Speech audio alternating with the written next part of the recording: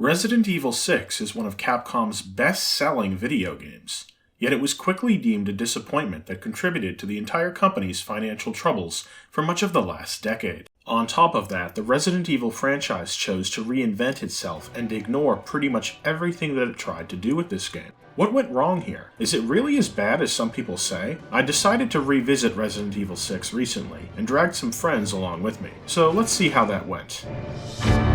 Resident Evil 6. The Resident Evil franchise has a long and important history in the greater context of gaming. The early games helped to define the survival horror genre in ways that can still be felt today. But Capcom had a habit of releasing a lot of games in a short span of time. By the early 2000s, it was clear that the formula needed some spicing up. This caused the development of Resident Evil 4 to be extremely difficult. The game was rebooted several times, with one of its prototypes becoming the first Devil May Cry, but eventually it was released, to universal acclaim. Not only that, but many third-person shooters would cite it as an inspiration for the over-the-shoulder aiming camera that's now commonplace in action games. By the time that Resident Evil 5 came out, you can see that Capcom was starting to push the franchise in an even more action-oriented direction. The horror aspects were taking a back seat. You even had a co-op partner throughout the game, just like in Gears of War. But even so, Resident Evil 5 became the best-selling game in not only the franchise, but Capcom's entire history for almost a decade. With confidence like that, Capcom decided to go all in on Resident Evil. 3 Resident Evil games were released in 2012, with Resident Evil 6 becoming the largest project that Capcom ever made. The development team had around 600 staffers, a record that may still stand for the company. What was it about this game that required such an increase in manpower? Resident Evil 6 pushes the over-the-shoulder action gameplay even further than its predecessor. Not only that, but everything is supersized. There are a whopping 4 campaigns following Leon Kennedy, Chris Redfield, Ada Wong, and newcomer Jake Mueller. Their stories are spread across bioterror outbreaks in the United States, China, and Eastern Europe. Each of these campaigns can be played cooperatively, with each partner boasting unique weapons and slightly different situations throughout their campaign. Each campaign is designed to intersect with one another at special points. If you're playing online, then you might be matched up with someone else, leading to sequences where up to 4 players work together. There's also another mode called Agent Hunt that works similar to the campaign intersections, except that you can play as an enemy in someone else's game. And of course, the popular Mercenaries mode returns, alongside a slew of other multiplayer modes that are fun for a few rounds when you get bored. You don't have to play Resident Evil 6 for very long before realizing just how much of an upgrade it is over 5. The basic move speed alone has been seriously increased. You break into a run by default and can sprint on top of that. You can also use dodge rolls, but there's more to it than most action games. You can aim at enemies from the ground right after the roll, so there's no need to wait to get back up. And if you do need to reposition, you can always roll sideways while on the ground, so you don't feel that vulnerable. You can also do this while sprinting, sliding to the ground to stun foes before unloading on them. You can also dodge in place without rolling, and cover is an option if you're near it, so you always have more than one way of evading enemy attacks. Not only that, but you have many more offensive options as well. You don't need to pull out your knife and aim it anymore. You can just start wailing on foes whenever you like. Stagger them with a combo, then do a big move while they're stunned. Or try a dash attack or something more contextual. Each character has unique melee animations, and there's a lot of special ones for each type of foe. Seeing all of them is quite the challenge. And if you are nostalgic for the old melee, that can be an option. Some characters have melee weapons you can equip to try something special. For example, Jake can use martial arts to do charged attacks. But if you're looking to stagger a foe who's out of melee range, you can also try a quick shot instead. Pressing aim and attack at once lets you fire a shot at whoever's closest, which will stun them, allowing you to close the distance. The exact nature of the quick shot depends on the weapon equipped, and some are quite special. Leon's pistol has a fire mode where he just whips out a second gun. But using Quickshot in this stance turns him into John Wick and allows you to chain together shots at anyone in range no matter where you're facing. It's pretty badass. If these options sound pretty strong, that's because they are. You can still get into spots where you don't have enough ammo to take down the hordes of enemies, so you'll need to start punching eventually. Capcom did try to balance this by including a stamina gauge. It doesn't really affect your rolling or sprinting, but it does stop you from punching everything all the time. Once you run out, you'll have to wait for it to refill completely, or else your melee attacks become slow and weak. The health bar has also been reworked. It's now separated into distinct health squares. Enemy attacks don't always deplete a full square, and incomplete squares will slowly regenerate as long as you're not taking more damage.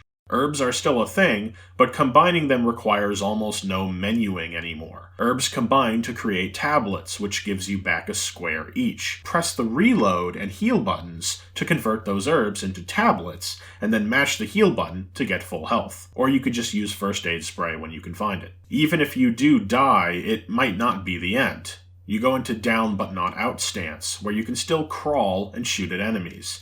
Even if nobody's around to heal you, it's not a bad thing that this bar is filling up. You can't actually bleed out. Instead, you'll get back up with 1 hit point. So in general, healing has been made easier and you're much tougher to kill. That's where the enemies come into play, because they're extremely aggressive and numerous. You can generally break enemies down into 2 fields. Zombies are back, but the infected humans from 4 or 5 return under the new name Javo.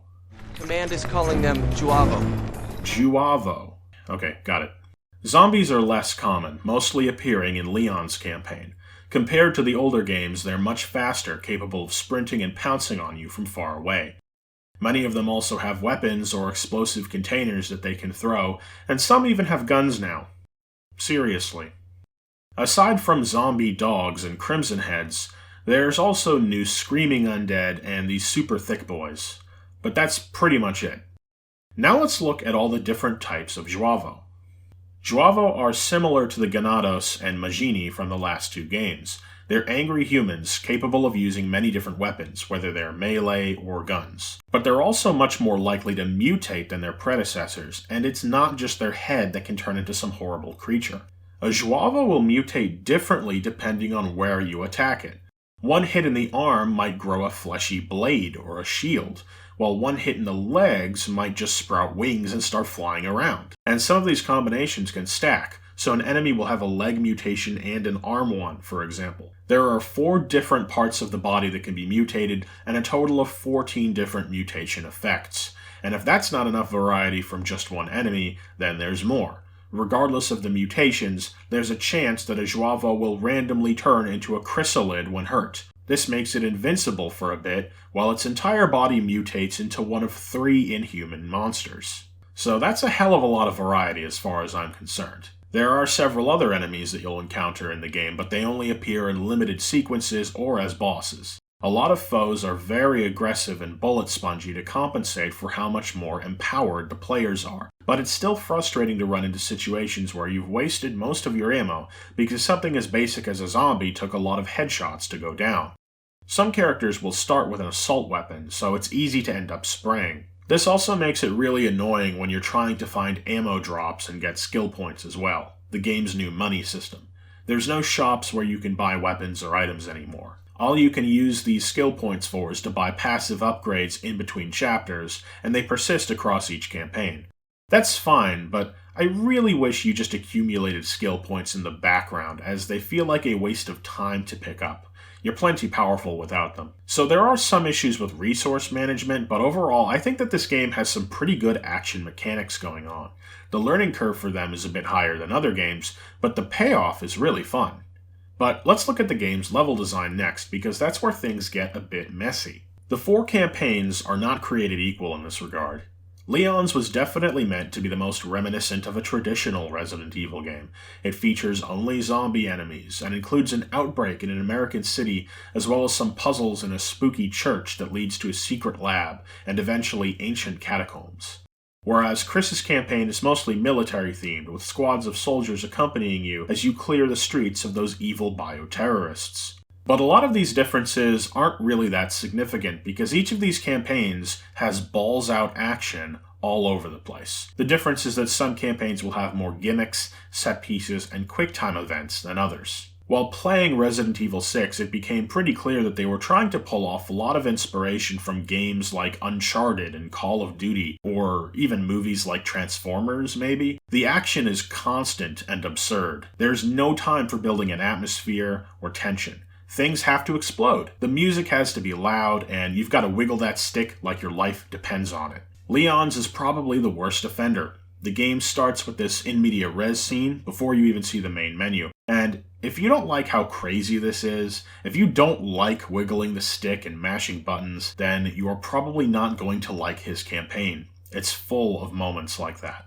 Let's list every kind of minigame that appears across the campaigns, just to give you a sense of how many separate control systems had to be designed to accomplish this. There's swimming, multiple turret sections, flying a Harrier jet, flying an attack helicopter, escaping an avalanche in a snowmobile, driving a Humvee, driving a motorcycle, and my favorite, looking for the car keys. Not to mention all of the other sorts of chases and QTEs you'll need to do, or set pieces like this minecart scene, or stealth sections with this Nemesis clone. And I know what you're thinking. Isn't Resident Evil supposed to be survival horror? Well, yes. That's why all of this stuff was a problem for the game. Because despite interviews from the developers stating that they wanted to try and please both the fans of the older games and the new, it just feels like they abandoned the old ways completely in favor of more explosions and punching. In fact, there was one interview where they implied that only spin-offs, such as Revelations, would continue the horror themes. All mainline titles would feature a focus on action. And when you keep in mind how well Resident Evil 5 sold, I understand why they wanted to make this change. But it's clear that they went way too far with it. I think there were only 2 points on my original playthrough where I felt any degree of tension. One was the first time I encountered the regenerating enemies as Leon, and this part where Chris's team gets picked off one by one by an invisible serpent. But other than that, there's not really any opportunities to feel tense about anything. Multiple characters survive massive crash landings with minor injuries. Everyone is a superhero now, probably because that's what happens in the action games they were trying to copy. And that's the strange thing. To people who found Resident Evil 5 a little too action-heavy and were hoping for a return to the atmosphere of 4 or even the classic zombie scenarios of the older games, you may in fact think that Leon's campaign is the only good one, and that Chris's is some trashy Gears of War clone. But that's where I disagree. I actually think Chris's campaign is the best, because even though it's absolutely ridiculous that we're fighting infected monsters who are still capable of functioning in military operations, these encounters play to the game's strengths. This campaign isn't trying to be something that it's not, which is exactly why I don't like Leon's. The inclusion of zombies in this story feels very tacked on, and at least one of his chapters feels like complete filler. Jake's campaign is okay, although he relies a little too much on minigames and set pieces compared to Chris, and many of his chapters are a bit short. Ada is easily the worst because it's mostly just reused chunks of other campaigns, but we'll elaborate on that later. For now, let's just focus on the big picture. Resident Evil isn't necessarily known for great storytelling. The older games were infamous for their bad voice acting, but others have bizarre story elements that make you shake your head. Resident Evil 4 felt refreshing in part because Leon wasn't taking things seriously anymore. He had the exaggerated swagger of a man who survived a zombie apocalypse, but that swag was almost immediately abandoned and things went right back to being melodramatic, which isn't always a bad thing. People loved Wesker, after all. Resident Evil 6 is distinct in that it probably has more story than any other Resident Evil game. There are way more cutscenes, and you're constantly with a partner, so there's always someone to talk to regarding what's happening in the moment. This is a great example of a game that tries to do way too much. Resident Evil games usually only have the bare minimum amount of characters needed for the story to work, save a few minor characters who often have 1 or 2 lines and then die. Resident Evil 6 has 7 playable characters spread across 4 campaigns. Leon teams up with Secret Service agent Helena to survive a C-virus outbreak that claims the life of the US president, and sets out to bring the group responsible to justice. Chris returns to the BSAA after a disastrous mission in Europe to help his partner Piers contain bioterrorism in China. Jake is a mercenary sought out by Sherry Birkin, who's all grown up and is now a US agent, because he might be the key to stopping the C-Virus once and for all. Lastly, there's Ada Wong's campaign, which was originally meant to function as a secret campaign that you could only play after beating the first 3. Before we talk about the individual campaigns, I want to try to explain the overarching story of this game, because at the end of the day, it still leaves me scratching my head and shrugging. You have to keep in mind that the evil Umbrella Corporation and Albert Wesker, who drove the events of the franchise, are already gone when this story starts. So at its core, this game is about heroes from across the franchise teaming up to take out a new threat. No spoiler warning for this video. The mastermind behind the events of the game is Derek C. Simmons. He's the leader of an Illuminati-like organization known as the Family, which wants to control the world by keeping the United States as the dominant superpower. At some point prior to the Raccoon City outbreak in 1998, he met Ada Wong and employed her as a spy. But when the outbreak happened, Simmons used his influence to convince the president to destroy the city in a missile strike. This caused Ada to cut ties with him. But here's the thing. Derek Simmons fell hard for her, even though they only had a work relationship. So after she left, he did what any well-adjusted man would do, spent the next 10 years kidnapping thousands of women so that he could use them as test subjects to create a subservient clone of Ada Wong. Seriously, this is all real. I'm not exaggerating. This really happened. While all of that was transpiring, the Family also quietly developed their own bioweapon in the form of the C-Virus, which was made from samples of the viruses used in Raccoon City. After that yielded some good results, Simmons forced the lead scientist to become the next test subject for his pet project, and it worked. So now this fake Ada that Simmons desperately wanted for himself was also an evil scientist spreading the C-Virus around conflict zones for research. By 2012, the C-Virus was being used in Europe. Simmons sent fake Ada there to help capture Jake Mueller, because he's Albert Wesker's son and may have his dad's immunity to viruses. The problem is, fake Ada eventually remembered what Simmons did to her and wanted revenge. So she used Jake's antibodies to create an even more powerful strain of the C-Virus, which she planned to use on herself and Simmons when the time was right. Fast forward 6 months. The current US president wants to declassify the nature of what actually happened in Raccoon City, as well as the fact that the government had funded Umbrella's bioweapons. Since this would make the country look bad, Simmons decided to use the C-Virus to zombify the president while he's away from the White House. Just in case you're confused, the C-Virus can be administered as a gas, which turns you into a zombie, but you can also take an injection, which instead turns you into a mutant. I'm not really sure why it does this, but we have to accept that. That's just how this works. Meanwhile, fake Ada is deploying C-Virus soldiers in China under the guise of an organization known as Neo Umbrella. But in reality, these attacks are a diversion so that she can launch chemical weapons which will turn entire cities into zombie hordes. But this is also a diversion because the real plan is to release a giant BOW that looks like some kind of cross between the final bosses of Sonic Adventure and Mass Effect 2. Apparently this thing is capable of spreading the virus across the entire planet, but I'm not sure why it couldn't just be destroyed with missiles. That's what Capcom came up with. That's the threat that required an Avengers-style team-up to take down.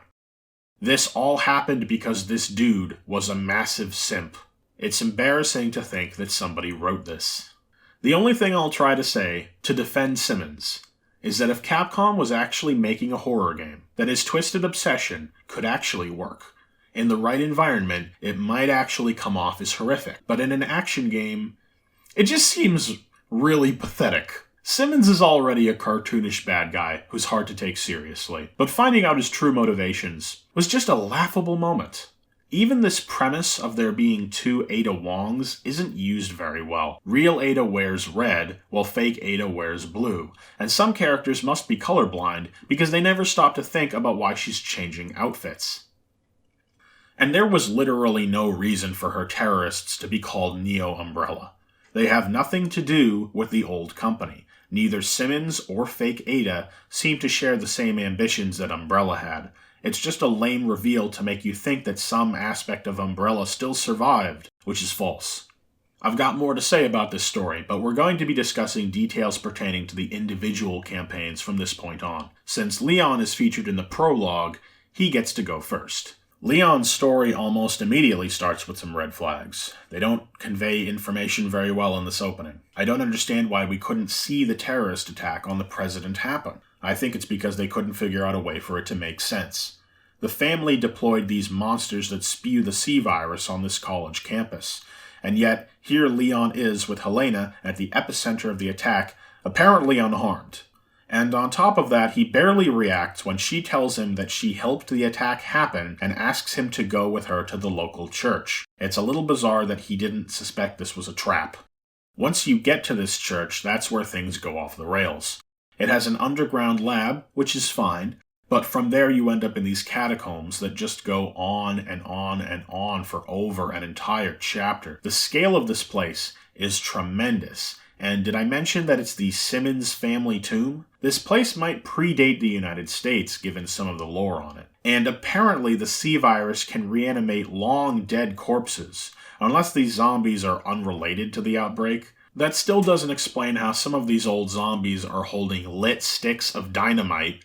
Also, some of them wear chainmail, which raises a lot of questions. But eventually you reach this giant water slide with this huge zombie fish, and finally leave this place.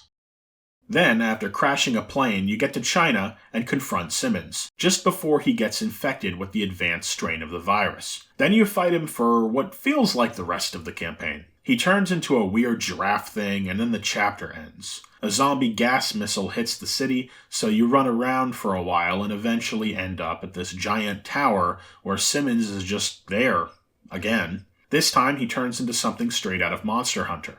Then you take an elevator up the tower, where he's somehow on the concourse fighting the real Ada. So you fight him again, and he falls into the flaming wreckage. Then you finally get to the top of the tower, and he's somehow already up there and turns into a giant fly monster before finally dying for real. When you think about it, a lot of monsters and bosses in this game appear to die and then keep coming back. It's really strange. It's like designers made a bunch of fights and they couldn't agree on which one should make the cut, so they tried to shove them all in. Let's move on to Chris. The first chapter is definitely weak, as you don't really understand what's happening. They don't explain what the C virus even is here. Much like Leon's campaign, the opening was a bit hard to follow. Chris is a drunken barfly in Europe, and Piers shows up to bring him back to active duty. But I didn't quite understand that Chris was suffering from amnesia. I thought he was just being a belligerent alcoholic or something. Chris actually lost his memory in Europe after his squad got turned into bioweapons. But his PTSD is portrayed in a pretty cartoonish way. You also sort of run into what I call the other M effect with it. Chris has been involved in countless outbreaks and anti-BOW operations over the years. Even after he thought that Jill Valentine was killed by Wesker, he continued to fight. But it was when a bunch of faceless, extremely minor characters died that he went over the edge. Even the character of Finn, who exists only to be a sacrificial lamb, appeared to have only met Chris a few hours ago. He's so unimportant that they didn't even spell his voice actor's name right in the credits. Sorry for reopening that wound, Yuri. I didn't mean to. From a gameplay perspective, things picked up in Chapter 2 and kept their momentum until the end. I'm not going to say that it's a particularly great story, but it was very focused compared to the other campaigns. There's nothing too bizarre going on here, and everything plays to the game's strengths when it comes to the action. I still think that Perfect Chaos here looks pretty goofy, but the escape sequence with him is actually pretty good, a really fitting way to ramp things up near the end. And then later in the fight, Piers gets his arm torn off and injects himself with the upgraded C virus so that he can defeat the creature. This was a pretty good twist at the end, and the fact that it really changed the experience for the person playing as Piers is definitely a plus. But when you think about it, this whole plot is basically a retread of Chris's character arc in Resident Evil 5. His faith was shaken by the loss of a comrade, but by the end of the game, it's restored. Things might have been a little more compelling if Jill or Sheva was his partner instead of a new character, but I don't think that Capcom would have wanted to kill either of them off. Either way, one thing is certain. Chris Redfield is in a happy place mentally and physically, and nothing bad will ever happen to him again. Why? Jake is the new character, and he's paired up with Sherry, who we hadn't seen since Resident Evil 2. There's a lot of potential here, and I think that this is probably the best duo of the game. Elena and Piers just come off as mandatory sidekicks, whereas Sherry actually feels like an equal main character.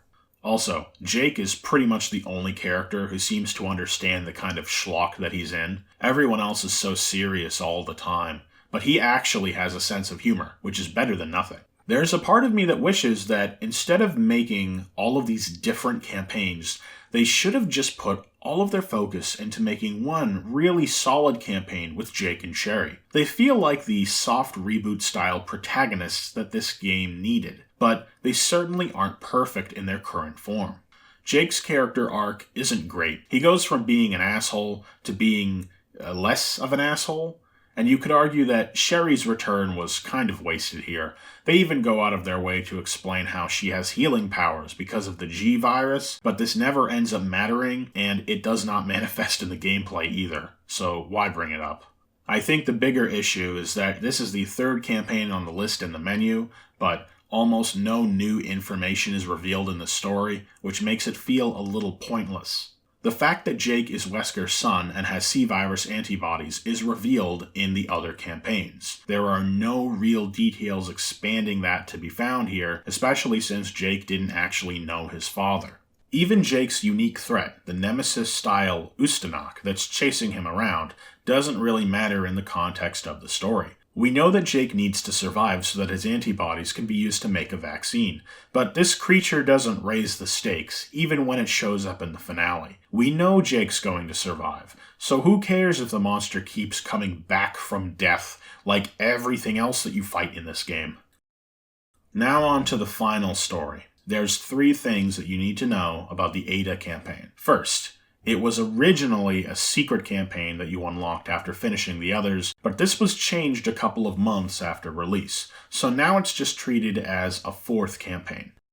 Second, this campaign was designed for solo play only. Ada can do everything herself and often uses her grapple gun to get around, but the same patch that unlocked the campaign for everyone also added the ability for a second person to participate as a faceless, nameless agent. But the agent doesn't function like a normal co-op character. He can't interact with most objects or doors, and since he doesn't have the grapple gun, he just sort of teleports next to Ada after she uses it. He isn't so much a partner as he is her imaginary friend.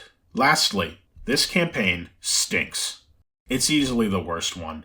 Most of the chapters are super short as well, despite the fact they're reusing tons of content from the other campaigns. Her opening chapter is entirely unique, and maybe half of Chapter 2 feels new, but mostly everything afterwards is stuff you've seen or done before.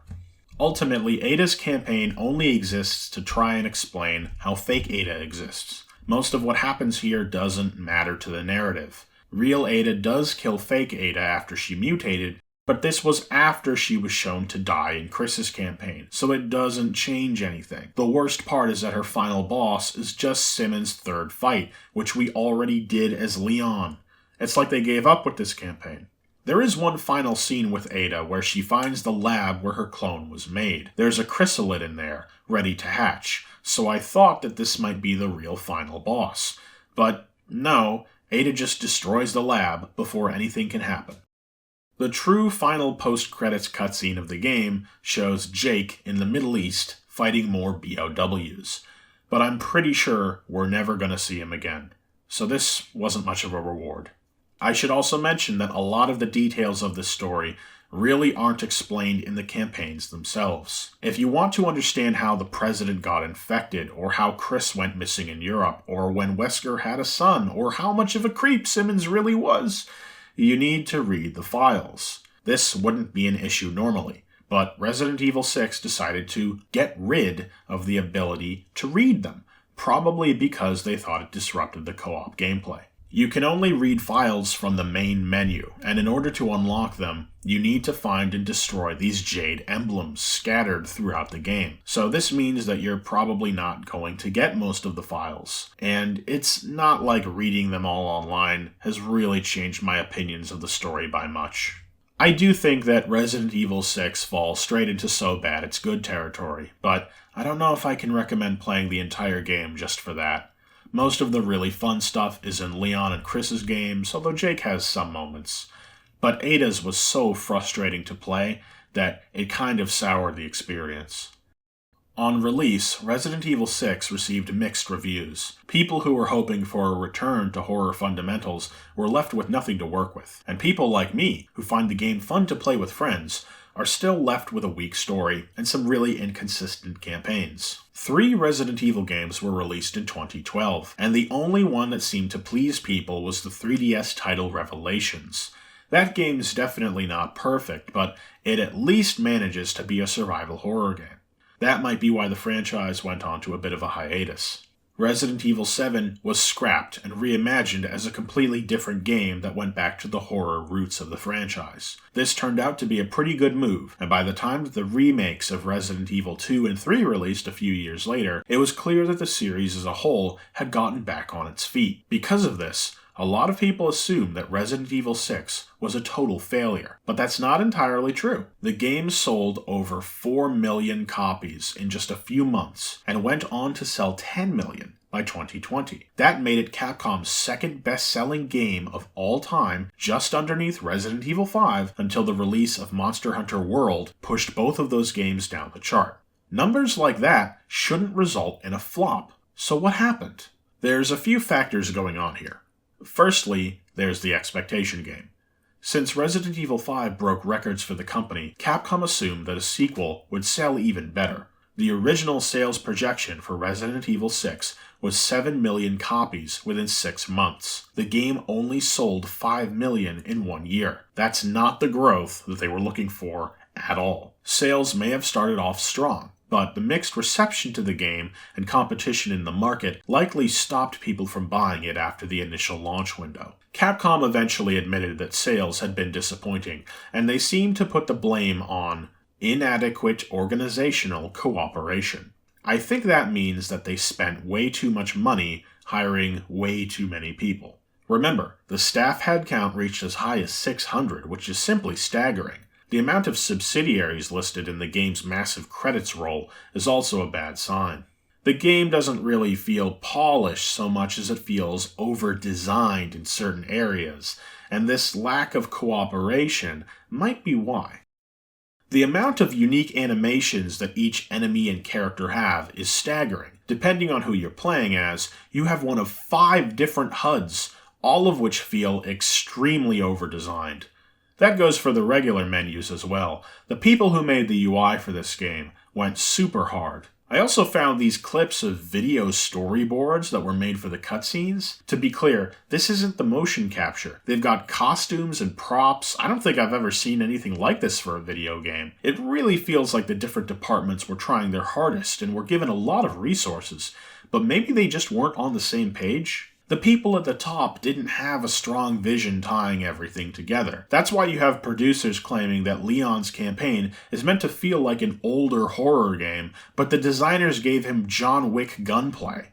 Whatever the case, Capcom had a lot of reasons to try and scale things back after Resident Evil 6 underperformed. The company had a string of financial problems caused by bad business decisions and poorly selling games, and that didn't really improve until just a few years ago. Humorously enough, the revival of the Resident Evil franchise coincides with Capcom's return to grace, and I'm very happy that the company is doing better, and that franchises like Resident Evil are doing well. But I can't deny that there are aspects of Resident Evil 6 that I enjoyed. If Capcom ever wanted to try a co-op focused shooter again, I think that there are some good fundamentals they could take from this game, as well as some warnings to keep in mind. I've always found games that stall the success of franchises to be interesting case studies.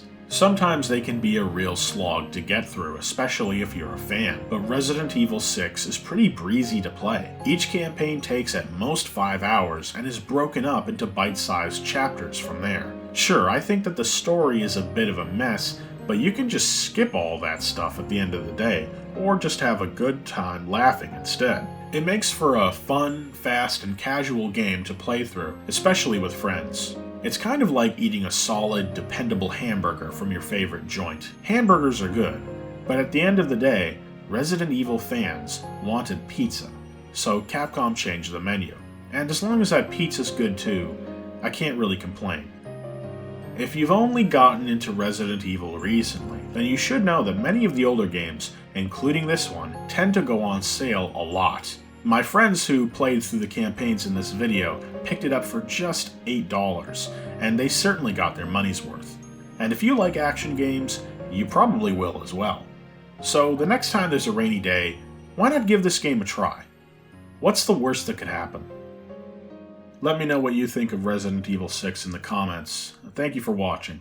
I didn't really have plans on the books to do a review of this or anything like that. It just sort of came to me, and I realized that I could probably put it out pretty quickly, because the game isn't that long, and there's not that much to say about it compared to something like Last of Us 2, but it was fun to talk about, and I hope you enjoyed listening to me talk about it. By the way, I do now have an official list of games that I'm planning on reviewing. I'm not quite ready to make it public or anything like that. It's sort of the beta version, but it's got over 20 games on it right now, and I think it's probably just going to get bigger. If there's a game that you think I should have a look at or should consider for a review, you can just reach out to me and tell me, whether it's on Twitter or maybe in the comments. I'll add it to the list. I'll have a look at it. I'm open to new things, so keep that in mind. Otherwise, thank you for watching, and have a great day.